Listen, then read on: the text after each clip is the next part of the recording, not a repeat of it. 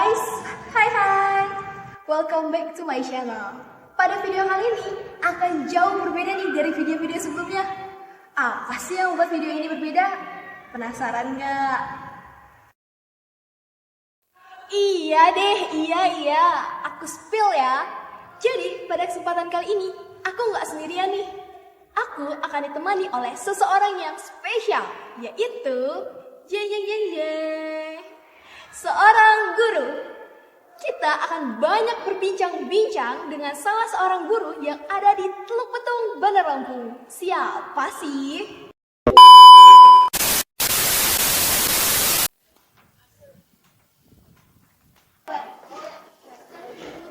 Selamat siang, Ibu.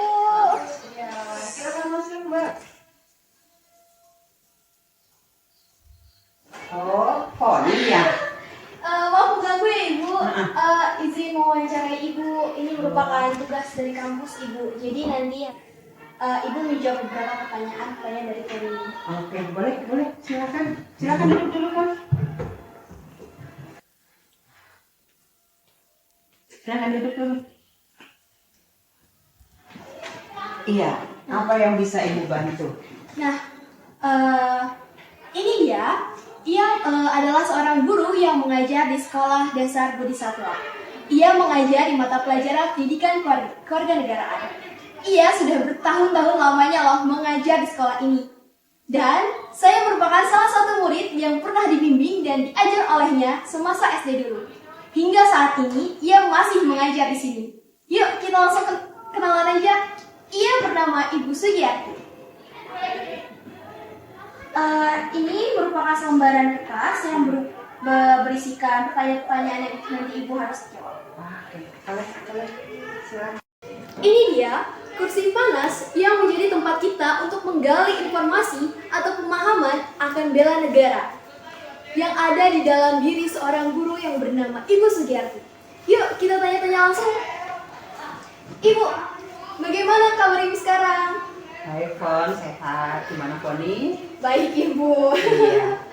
Ibu, apa sih yang membuat Ibu lebih memilih profesi menjadi seorang guru daripada profesi-profesi yang lain yang mungkin upah kerjanya itu lebih tinggi daripada seorang guru? Ya, kalau seorang guru itu kalau sudah yang namanya panggilan jadi seorang pendidik itu ya bukannya kita tidak memikirkan masalah keuangan ya, itu juga perlu. Tetapi kalau kita lebih mementingkan atau memikirkan tentu kecerdasan semua anak bangsa, ya bagaimanapun dengan penghasilan yang kita dapatkan ya kita akan bisa mengatur dan kita juga akan bisa untuk mengatasi segalanya gitu. Jadi untuk pendapatan ya apalagi pada saat sekarang ini juga tidak kecil-kecil banget gitu loh, apalagi sudah adanya sertifikasi atau apa. Nah, pendapatan guru sekarang juga sudah agak lumayan gitu. Baik, kita lanjut Ibu. Apa sih pendapat Ibu tentang guru profesional itu, Ibu? Ya, guru yang profesional itu guru yang bisa menguasai berbagai ilmu pengetahuan, bisa menguasai kompetensi yang harus dimiliki oleh seorang guru ya. Ada 4 kompetensi. Nah, di mana kompetensi itu sebagai acuan dalam seorang guru di dalam mengajar.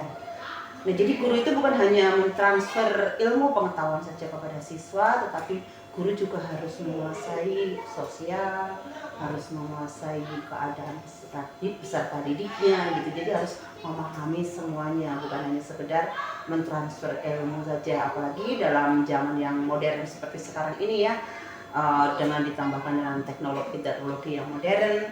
Ya walaupun Ibu ini sebagai guru yang sudah lama ya, yang mengenai teknologi kami masih gaptek, tapi ya mau tidak mau kita harus menyesuaikan gitu, harus berusaha sebisa mungkin, termasuk belajar dengan yang muda gitu ya. Jadi biar kita juga menyesuaikan dengan profesional dan keadaan zaman pada saat sekarang ini. Oke.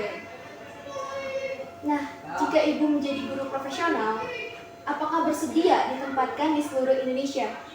Apa sih alasan Ibu? Ya kalau Ibu masih muda ya, ataupun pada saat sekarang ini walaupun dalam usia yang seperti ini, Kalau memang negara membutuhkan, tempat-tempat lain membutuhkan, ya kami sih siap saja gitu. Karena bagi kami guru itu kecerdasan seluruh bangsa itu lebih penting gitu, dimanapun mereka berada. Justru malah di bagian-bagian tempat-tempat tertentu yang kemungkinan bagi orang-orang itu sulit untuk dijamah atau dijangkau, nah guru itu benar-benar perlu, benar-benar itu diperlukan sekali, ya kita siap saja dimanapun berada. Lalu bagaimana Ibu penerapan konsep Bhinneka Tunggal Ika dalam pembangunan nasional ini? Konsep Bhinneka Tunggal Ika dalam pembangunan nasional ini ya menurut guru sudah bagus. Toleransi bangsa Indonesia itu sudah cukup tinggi, persatuan dan kesatuan tanpa membeda-bedakan suku, agama itu juga sudah cukup bagus ya, walaupun terkadang ada ya sekelompok orang atau segelintir orang yang memang sebenarnya mereka juga paham dengan adanya kebinekaan, tetapi karena mereka lebih mementingkan mungkin perasaannya atau jiwa-jiwa pemuda yang kadang-kadang mengalahkan atau kadang-kadang menutup untuk kebinekaan itu, sehingga ya bisa menimbulkan suatu permasalahan seperti perpecahan, kemudian adanya perbedaan-perbedaan. Nah itu wajar bagi saya. Tetapi pada dasarnya untuk Bhinneka Tunggal Ika, bangsa Indonesia itu sudah cukup berhasil, untuk toleransinya sudah cukup tinggi, gitu. Tidak pernah membeda-bedakan apa. Lalu bagaimana tanggapan Ibu jika ideologi Pancasila itu digantikan dengan ideologi-ideologi yang lain? Ya, menurut Ibu itu nggak bisa ya. Tidak bisa. Ideologi Pancasila itu, sejarah tentang terbentuknya Pancasila itu sangatlah luar biasa. Jadi kalau bangsa Indonesia itu mengerti mengenai sejarah bagaimana Pancasila itu ada dan terbentuk, saya rasa mereka juga tidak akanlah memiliki suatu keinginan untuk mengubah ideologi bangsa ini. Dan ideologi bangsa Pancasila itu sudah harga mati, nggak bisa diganti dengan ideologi yang lain. Kalau sampai ada orang yang mau atau oknum ada yang mau menggantikan ideologi bangsa, itu juga tidak akan berhasil. Karena Pancasila juga sudah sudah membuktikan kesaktiannya ya. Maka ada Hari Kesaktian Pancasila. Jadi Pancasila bagi bangsa Indonesia itu sudah merupakan suatu ideologi yang memang tepat. Karena bangsa Indonesia terdiri dari berbagai macam agama, suku, dan lain sebagainya. Ya yang nggak bisa kalau misalnya itu sampai mereka tidak saling mengenal. Oke. Bagaimana tanggapan Ibu jika dihadapkan pada tugas dan perintah atasan yang bertentangan dengan hati nurani Ibu nih? Ya, saya sebagai seorang guru harus bisa membedakan itu tugas dengan perasaan ya, atau dengan segala sesuatu atau tentang kepentingan diri pribadi saya. Kalau itu tugas dari seorang pimpinan, bagaimanapun juga tetap harus kita kerjakan. Ya, asalkan tugas yang diberikan kepada saya bertentangan dengan, maksudnya hati nurani saya itu, pertentangan itu bukan pertentangan yang tidak baik gitu. Sebatas pertentangan itu mungkin dengan hati nurani saya itu ya untuk kebaikan, untuk hal-hal yang positif demi kemajuan sekolah, maka saya seorang guru juga harus bisa menyampingkan perasaan saya gitu. Yang penting pokoknya demi kemajuan sekolah, demi kemajuan anak-anak. Nah itu kita sebagai seorang guru harus bisa membeda-bedakan. Menurut Ibu, apakah masyarakat itu sudah benar-benar memahami tentang adanya Pancasila sebagai ideologi negara? Dan apa alasannya? Ya, masyarakat Indonesia sudah cukup paham juga dengan ideologi Pancasila. Mereka sudah juga memahami, sudah mengerti. Karena ya itu tadi, dari awal Bu Sudi sudah kasih tahu bahwa bangsa Indonesia toleransi sudah cukup tinggi. Mereka sudah bisa membeda-bedakan, maksud Bu Sudi sudah bisa menghargai, ya, tidak pernah membeda-bedakan antara suku, bangsa, ras, dan terlebih lagi mereka juga sudah menghargai dengan adanya budaya-budaya ya. Itu kelihatan sekali budaya-budaya yang sangat berbeda-beda. Mereka juga tidak pernah ya melakukan sesuatu yang ketika ada suatu suku atau agama atau ras itu yang melakukan ibadah atau melakukan mementaskan budaya-budayanya, mereka juga sudah bisa lah melihat, mereka bahkan kagum, bahkan mereka itu sudah apa ya, bisa mengerti lah gitu ya, bisa memahami dan menghargai budaya-budaya dari masyarakat lain. Menurut Ibu, apakah mungkin para pejabat-pejabat yang memiliki tingkat yang tinggi itu tidak menjalankan ideologi negara kita ini, Bu, dengan baik? Dan bahkan sampai ada yang tidak hafal dengan ideologi negara ini, Bu. Ya, untuk para pejabat, saya rasa karena mereka kedudukannya lebih tinggi ya, Pon ya. Mereka pendidikannya lebih tinggi, mereka sekolahnya lebih tinggi, kekuasaan mereka juga lebih tinggi, jangkauan mereka lebih luas. Menurut Bu Sugi, mereka sebenarnya juga paham, mengetahui ya. Terus kalau sampai mereka tidak hafal dengan adanya ideologi misalnya, atau tidak hafal dengan adanya Pancasila, kemungkinan karena pekerjaan mereka itu yang awal dari mulai pekerjaan itu kemungkinan mereka tidak ada adanya suatu pembiasaan. Nah, jadi menurut Bu Sugi begini, pejabat tinggi itu ya seharusnya kalau mau mulai bekerja ada suatu, ya sebenarnya ada briefing juga sih, Bu Sugi juga tahu ada briefing, ada apa gitu. Cuman briefing mengenai pekerjaan. Cobalah kalau mengenai briefingnya itu ditambahkan dengan sifat nasionalismenya ya, seperti menyanyikan lagu Indonesia Raya seperti anak-anak ya gitu. Apel pagi itu menyanyikan lagu Indonesia Raya dulu, kemudian membacakan Pancasila gitu. Ya saya rasa mereka tetap akan melekat dalam hati mereka gitu ya. Itu yang Bu Sugi harapkan. Jadi yang mereka itu terkadang karena pekerjaan mungkin yang terlalu berat, tuntutan dari karena pejabat yang tinggi itu banyak sekali pekerjaan-pekerjaan yang harus ditangani dan lebih luas, menyangkut masyarakat yang luas gitu. Kemungkinan ya untuk hal ini ya mungkin agak dilupakan atau agak bagaimana ya. Maka sebaiknya untuk briefing pagi atau apa itu ya adalah jiwa-jiwa nasionalisme, atau ada menyanyikan lagu, paling tidak dalam ruang-ruangan itu ada musik-musik nasionalismenya gitu. Saya rasa kalau itu nanti beliau-beliau juga tidak akan ada yang sampai lupa gitu ya. Sebenarnya lupanya itu mungkin karena ya tuntutan dari pekerjaan atau bagaimana gitu. Nah, ini terakhir Ibu.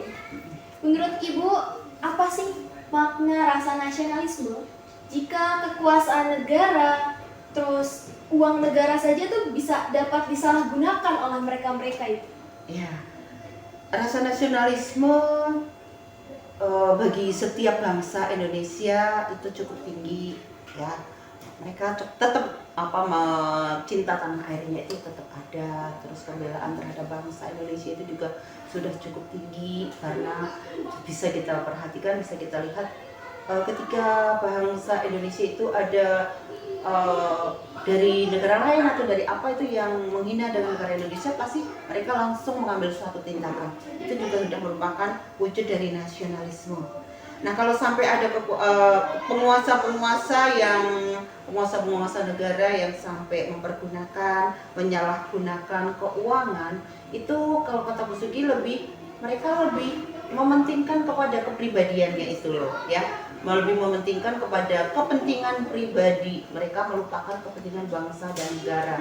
Nah, kalau sudah orang itu egonya itu yang lebih dia utamakan, kepentingan pribadi yang mereka utamakan, itulah yang akhirnya kadang-kadang rasa nasionalisme atau persatuannya itu bisa dia singkirkan gitu loh, dia kikis gitu loh, atau tertutup lah itu dengan kepentingan dari pribadinya sendiri. Maka akhirnya mereka ya mau mempergunakan segala sesuatu itu ya sampai tutup mata ya. Nah, itulah akhirnya terjadilah penggunaan segala sesuatu yang seharusnya tidak dia lakukan. Jadi itu mungkin ada tuntutan dari keluarga atau tuntutan dari suami istri atau bagaimana yang istilahnya pola hidupnya yang lebih lebih mewah lagi. Nah, sehingga akhirnya ya itu tadi mereka akhirnya menutup diri atau akhirnya mereka melakukan satu hal yang tidak baik seperti itu. Tapi juga tidak semua kan itu ya, tidak semua pejabat, tidak semua penguasa-penguasa melakukan hal itu. Nah itulah, jadi pejabat-pejabat atau penguasa yang tahu dan tidak mementingkan dirinya sendiri, nah itulah mereka yang tetap memiliki nasionalisme yang tinggi gitu. Jadi pejabat-pejabat yang sampai nasionalismenya terkikis atau nasionalisme tertutup, nah itu tidak banyak gitu. Ada tapi ya tidak banyak, dan itu juga pasti akan terungkap nanti secara keseluruhan. Baik, selesai sudah wawancara kita pada hari ini dengan Ibu Sugiarti yang merupakan salah satu guru yang ada di Sekolah Dasar Bodhisatwa ini.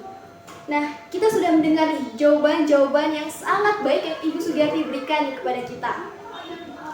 Dapat saya simpulkan bahwa bela negara adalah sikap dan perilaku warga negara yang dijiwai oleh kecintaannya kepada Negara Kesatuan Republik Indonesia ini yang berdasarkan Pancasila dan Undang-Undang Dasar 1945 dalam menjamin kelangsungan hidup berbangsa dan bernegara.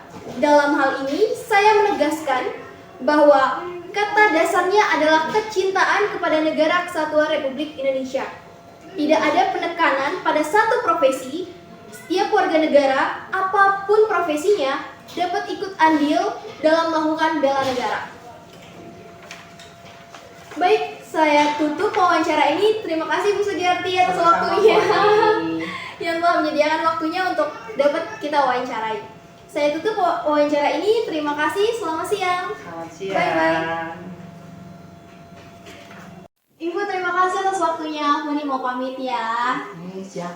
Terima kasih sama-sama ya Kon. Selamat Terima kasih, berjuang, Bu. selamat belajar, sukses selalu. Terima kasih, Bu. Yuk.